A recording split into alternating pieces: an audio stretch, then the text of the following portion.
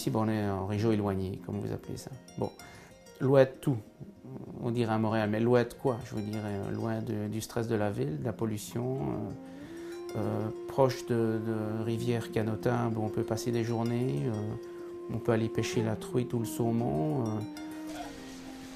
J'ai 10 mètres à faire, je suis dans le bois. Ah oui?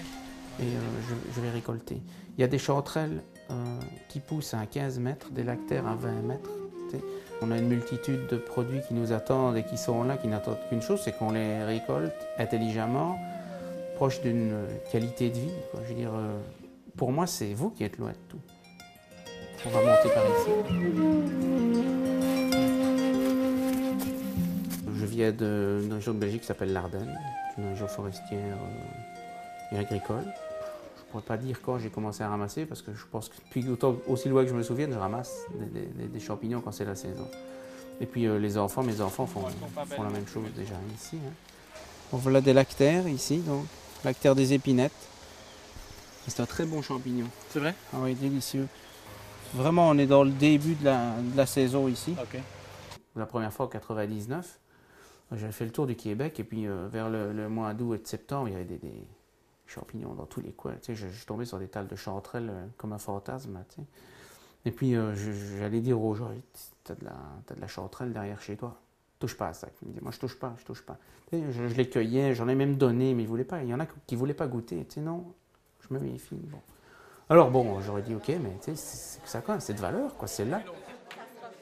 C'est pour vous dire qu'il est possible de ramasser des espèces recherchées, parce que la morille, c'est l'espèce la plus recherchée dans le monde après la truffe. Elle pousse ici, ça c'est une morille que j'ai ramassée à Restigouche.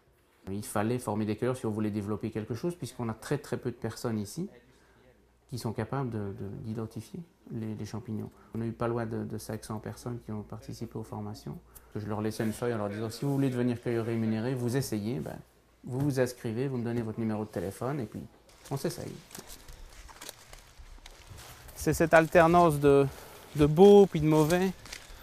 C'est ça qui freine aussi ici la pousse. Ici, tu vois, peu de choses. Bon, de la patience. Ça demande de la patience, hein, je le dis toujours. Beaucoup de patience.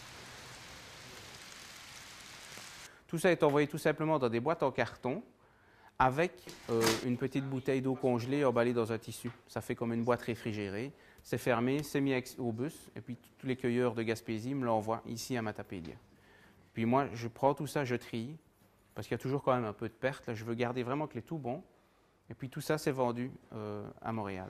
Et c'est vendu à qui? C'est vendu à des grands restaurants, des 5 étoiles, des 4 étoiles. Restaurant Coquille. Ça sera pas long. Bonjour tout le monde! Faut-tu m'enlever ça, François, ici? Est-ce que vous savez ce qu'il vous a envoyé? Non. La grande particularité de Gérard, puis sa force, là, c'est un gars qui cueille très bien. Il a un respect de la nature. Puis aussi, il les envoie propres, c'est impressionnant. Il y en a 2 ou 3 comme lui qui travaillent comme des professionnels. C'est-à-dire qu'il n'essaie pas d'arracher une table, mettre dans un sac et aller vendre ça au premier venu. Eux, ils ont un respect de la nature où ils cueillent leurs champignons. Puis après ça, lorsqu'ils livrent, tu regardes la qualité, tu regardes la fraîcheur aussi. Tu sais, c'était cueilli hier, ils nous les envoyaient. Et puis, si un problème avec un champignon, il ne l'enverra pas.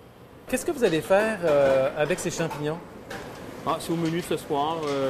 On va les passer. Mettons qu'on a une dégustation, qu'on vend plus de menus de dégustation. Ça, on va peut-être les mettre avec le poisson deuxième ou la viande. Travailler avec des gens comme ça, c'est gratifiant aussi.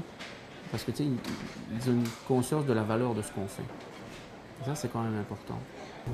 Qu'est-ce que vous êtes en train de sécher, là? Ici, du bolet des épinettes.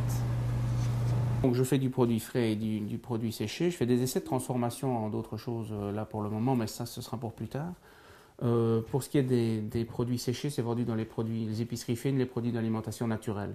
Vraiment, le but final, c'est pas de faire des dizaines et des dizaines de tonnes de champignons et d'avoir des produits partout. La vie est courte, je veux être heureux avec ma famille. Donc moi, je vois ça comme un travail qui me permet d'être heureux et de faire un travail que j'aime, qui ne me donne pas l'impression de travailler.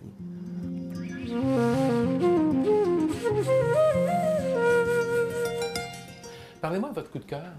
C'est Audrey Simard. Audrey Simard est la directrice de Gaspésie Gourmande.